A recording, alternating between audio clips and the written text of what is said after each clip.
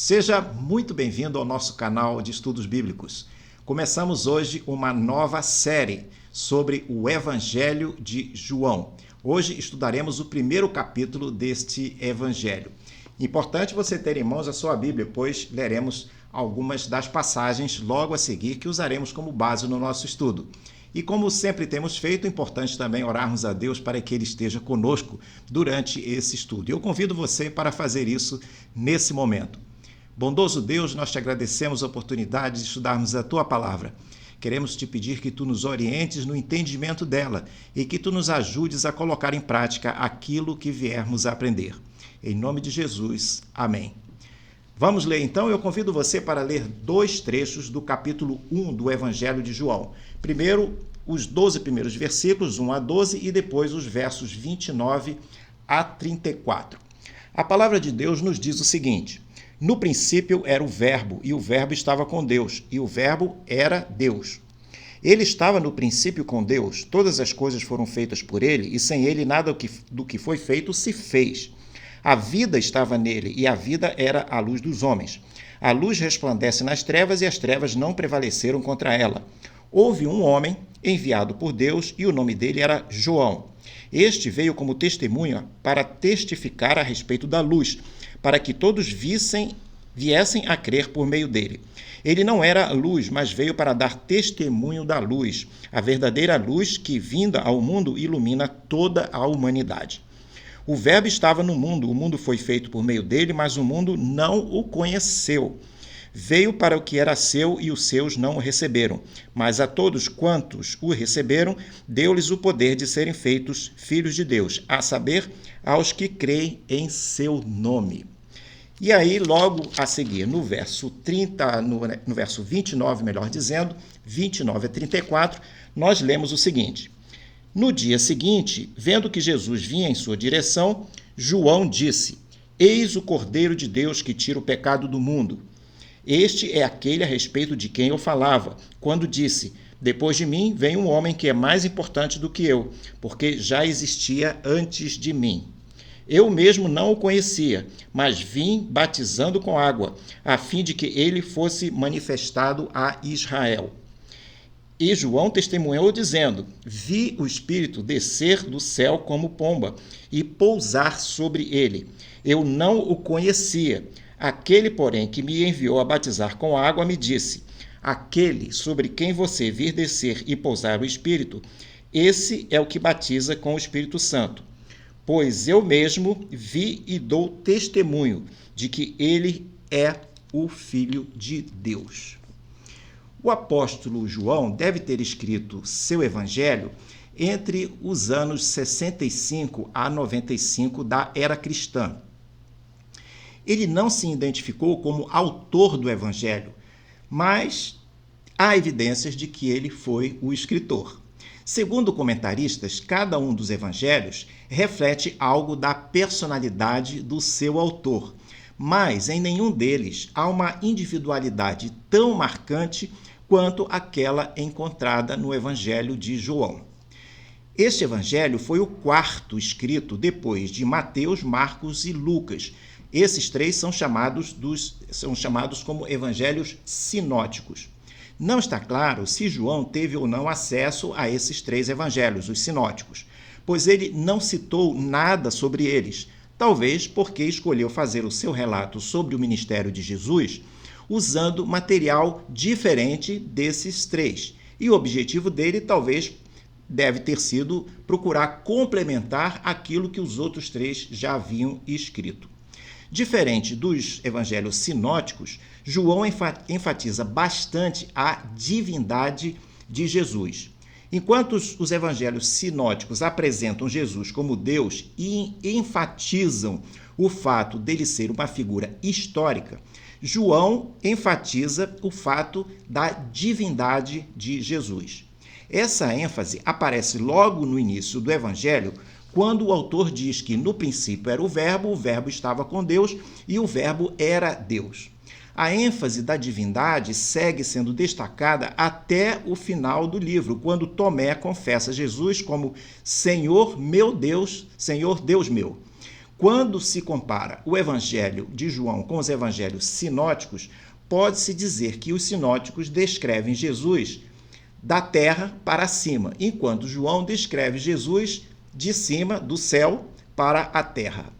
Em João capítulo 20, versos 30 a 31, o autor diz que escreveu esse evangelho para que seus leitores pudessem crer que Jesus era o Cristo, o Filho de Deus, e assim pudessem ter a vida eterna. Esse objetivo explica o motivo de João ter dado ênfase a certos temas e deixado de lado outros assuntos abordados nos demais evangelhos. Por exemplo, ele omitiu a genealogia de Jesus, o nascimento de Jesus, o batismo, a tentação, a expulsão de demônios, as parábolas, a transfiguração, a ceia do Senhor e a agonia no Getsemane, a agonia de Jesus no Getsemane e a sua ascensão. O evangelista se concentrou, o João, no ministério de Jesus em Jerusalém, nas festas judaicas, nas conversas de Jesus com algumas pessoas e na preparação no treinamento dos discípulos. Os comentaristas, em geral, dizem que cerca de 93% do material do Evangelho de João não aparece nos evangelhos sinóticos. Isso explica o porquê de João não ser chamado de evangelho sinótico. Ao longo do texto, ele selecionou 7 sinais ou 7 milagres que demonstrariam que Jesus era o Messias, era o Cristo que havia sido prometido no Antigo Testamento. O evangelista enfatizou também 7 declarações feitas por Jesus, quando ele diz, eu sou. São declarações que identificaram Jesus como sendo Deus. Os 4 evangelhos têm certas características e algumas semelhanças entre si. Porém, os 3 sinóticos têm mais semelhanças entre si do que o Evangelho de João.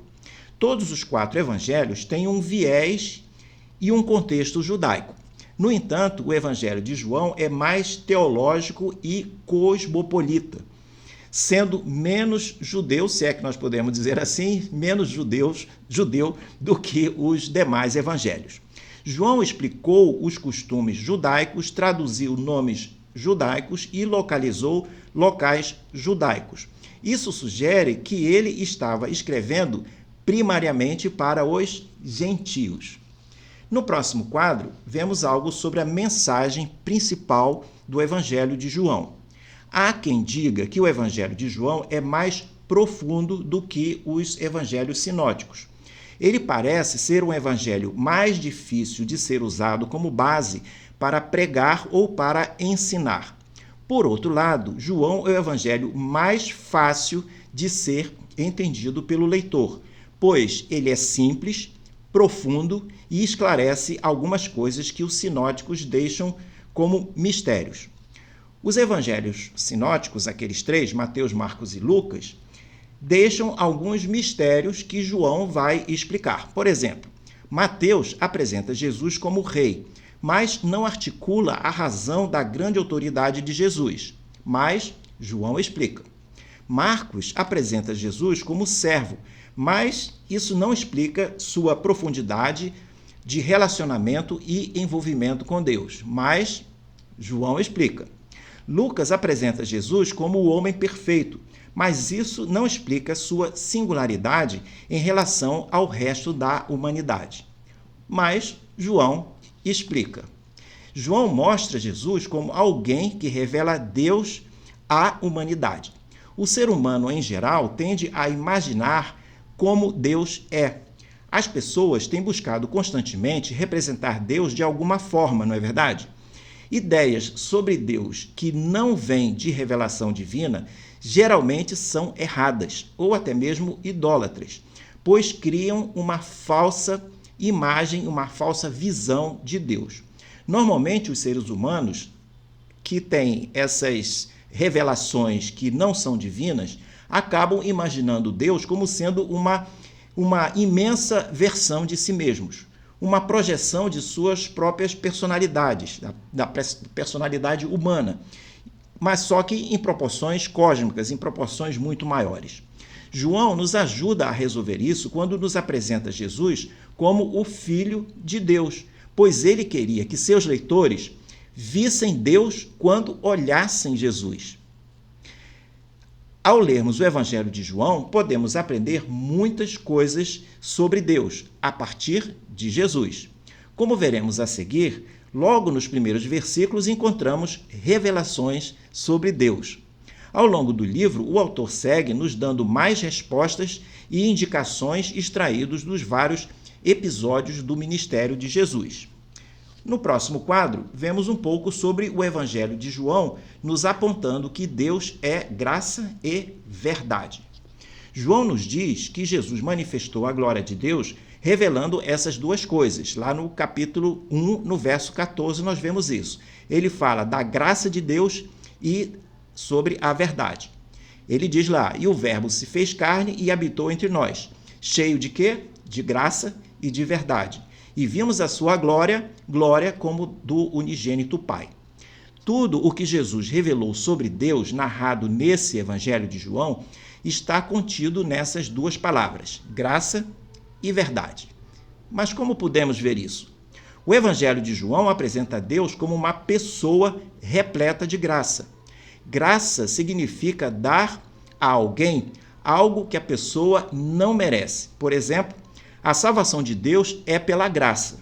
Por trás da manifestação da graça de Deus está alguém que possui um coração repleto de amor, pois dar algo a alguém que não merece requer amor de quem está dando. Amor aqui não é um sentimento, mas fazer o que o outro precisa. João registrou estes sinais ou milagres para mostrar, ou melhor dizendo, ele registrou 7 sinais ou milagres para mostrar a graça e o amor de Deus. O milagre desses 7, nós podemos citar o milagre de transformar a água em vinho, que aparece no capítulo 2, o milagre da cura do filho de um oficial, capítulo 4, a cura de um paralítico, capítulo 5, a alimentação dos 5.000, que na realidade foram 12.000 se contarmos as mulheres e crianças, no capítulo 6, a caminhada de Jesus sobre as águas, que aparece no capítulo 6 também, a cura do cego de nascença, capítulo 9, a ressurreição de Lázaro, no capítulo 11. Todos esses milagres são revelações do amor de Deus que se manifestaram em comportamentos dadivosos de Jesus, repletos de graça para com as pessoas frente às várias necessidades que elas possuíam. Note que estas não foram as únicas ações dadivosas de Jesus, mas foram apenas as manifestações mais óbvias registradas por João nesse evangelho. O Evangelho de João também revela a verdade de Deus. As grandes obras de Jesus reveladas em João revelam o amor de Deus e suas palavras revelam a verdade de Deus. Considere 7 grandes afirmações que Jesus fez, que ele disse, eu sou. Estas são afirmações mostradas como ilustrações dos vários aspectos da verdade que Jesus revelou sobre Deus. Todas essas afirmações, que vamos listá-las rapidamente a seguir, apontam para Deus como fonte de verdade e para Jesus como o mediador das coisas que têm a ver com essa verdade. Vamos às 7 afirmativas que Jesus disse? Ele disse, eu sou o pão da vida, capítulo 6. Eu sou a luz do mundo, capítulo 9. Eu sou a porta, capítulo 10. Eu sou o bom pastor, capítulo 10 também. Eu sou a ressurreição e a vida, capítulo 11. Eu sou o caminho, a verdade e a vida, capítulo 14. Eu sou a videira, capítulo 15. Essa maneira de se identificar com o eu sou foi uma nova edição do que Javé disse a Moisés quando se identificou a ele lá no Monte Sinai. Isso está relatado em Êxodo 3, quando Deus se revelou àquele grande líder ao dizer o seu nome, em meio à sarça ardente que queimava sem se consumir. Quando Deus fala com Moisés, Moisés lhe pergunta o nome, ao que Javé responde, meu nome é Eu Sou o que Sou. Isso está em Êxodo 3, capítulo 3, verso 14. A lei do Antigo Testamento foi uma revelação inicial de Deus. A revelação de Jesus Cristo foi algo adicional e mais completo que permitiu mostrar melhor a graça e a verdade que caracterizam Deus. Esse evangelho tem um forte apelo para os não cristãos, dado que João o escreveu para mostrar a verdadeira identidade de Jesus para quem viesse a se interessar em conhecê-lo. No próximo quadro, uma pergunta: por que João o Batista é citado logo no início do evangelho, deste evangelho de João? Nesse evangelho encontramos dois Joões. João o Evangelista, que é o autor do evangelho, e João o Batista. O nome João significa Deus é gracioso ou dom de Deus. O evangelista apresenta o Batista porque o Batista, logo no início, dá um testemunho eloquente sobre Jesus. João Batista foi um evangelizador modelo que apontou os que estavam nas trevas e que precisavam ir para a luz. Ele foi modelo de testemunha para os crentes de sua época e também modelo de testemunha para nós hoje, nesse século em que vivemos. Ao falar de João o Batista, o João Evangelista enfatiza que o Batista foi enviado por Deus. João Batista, como testemunho, apresenta Jesus como luz para um mundo sombrio, ao tempo em que anuncia o início do ministério do Salvador aqui na Terra. A função de João Batista era claramente testemunhar que Jesus era a luz. Ele, João Batista, não era a luz. Talvez o escritor tenha enfatizado o fato de João Batista não ser a luz porque algumas pessoas continuaram a segui-lo como discípulos, mesmo após a sua morte. Interessante que os demais escritores evangélicos caracterizaram João, o profeta, identificando-o com a palavra o Batista. Mas João, o evangelista, o autor do evangelho, não fez isso. Por quê? Provavelmente, João o chamou simplesmente, o autor João o chamou simplesmente de João sem acrescentar mais nada, porque este é o único João que o evangelista menciona no seu evangelho. João, o evangelista, sempre se referia a si próprio, a si mesmo, de maneira indireta. Por exemplo, ele se referia a ele como o discípulo que Jesus amava, ou se referia como o outro discípulo, ou de alguma outra maneira velada. O objetivo tanto do evangelista quanto do Batista foi levar pessoas a crerem em Jesus. Consequentemente, o testemunho de João Batista é uma parte importante no argumento desse quarto evangelho que estudamos neste trimestre. Não era óbvio para todos que Jesus era a luz. Por isso, tanto o evangelista quanto o Batista precisavam identificar Jesus como sendo a luz para as pessoas. No próximo quadro, avançamos um pouco entrando no detalhe do testemunho de João Batista sobre Jesus. Os evangelhos sinóticos revelam que o ministério de João Batista foi tão influente, foi tão importante, que as autoridades religiosas judaicas resolveram investigá-lo. O Sinédrio, a mais alta corte religiosa e política em Israel naquela época, provavelmente enviou uma delegação composta de fariseus e sacerdotes para inquirir João Batista. O evangelista João enfatizou que João Batista repudiava vigorosamente qualquer sugestão de que ele mesmo pudesse ser o Messias. Eu não sou o Cristo, dizia João Batista. O ministério dele consistia em apontar o Messias para o povo, para que este povo, as pessoas, pudessem aceitar Jesus e segui-lo. Portanto, não havia qualquer sentido em permitir que alguém o confundisse com o Messias, com o Cristo. Em João capítulo 1, verso 21, os líderes, aqueles que foram inquirir João Batista, perguntam a ele se ele era o profeta Elias que havia ressuscitado. O motivo da pergunta era que naquela época a expectativa messiânica era muito grande e popularmente acreditava-se que Elias ungiria o Messias. João Batista nega que ele não era Elias, o Elias ressuscitado dentre os mortos. Apesar da sua vestimenta de João Batista, da sua dieta e da sua vida parecerem muito com aquele profeta.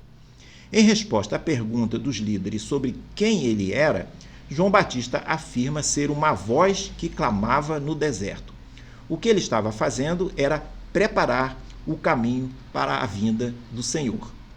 Como João Batista negava ser o Messias, mas apenas alguém que anunciava a chegada dele, os fariseus que foram lhe visitar o repreendiam, dizendo que ele não tinha autoridade para batizar pessoas.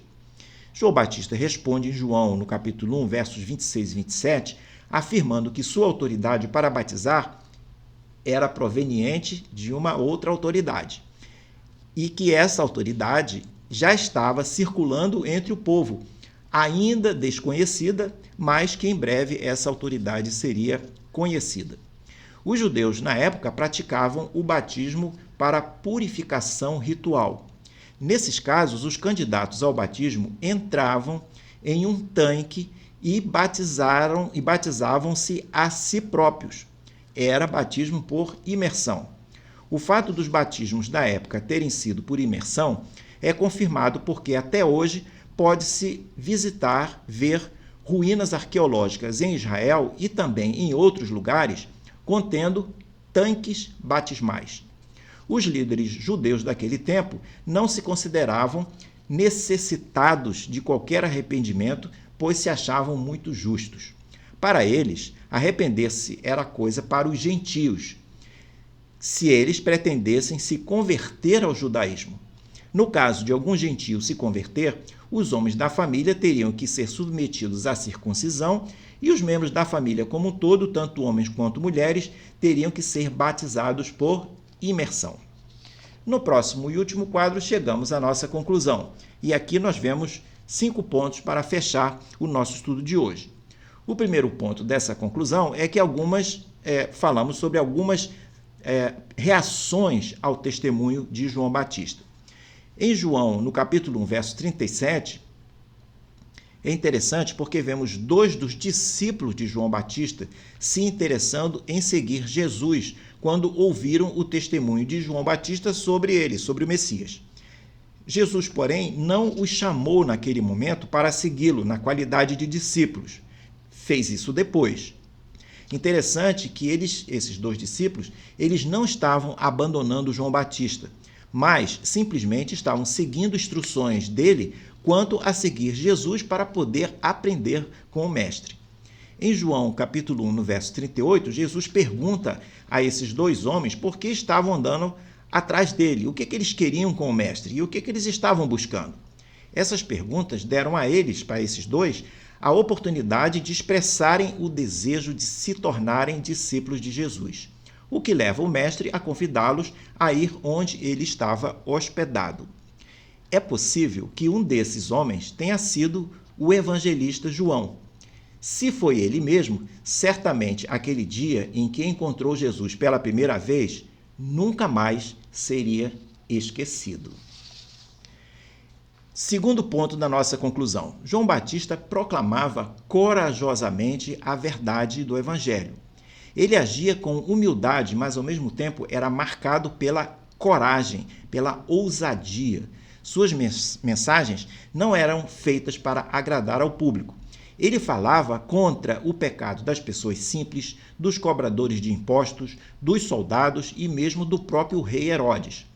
Ele pedia arrependimento de quem o ouvia. Uma coisa relevante que podemos tirar para nós aqui e, ao mesmo tempo, respondendo ao apelo de João Batista, é sermos corajosos com nós mesmos, reconhecendo nossos próprios pecados e buscando o arrependimento deles, pois esse é o primeiro passo que uma pessoa deve tomar para se reconciliar com Deus e obter salvação eterna em Cristo Jesus. Terceiro ponto da nossa conclusão. Nem sempre uma pessoa religiosa estará salva.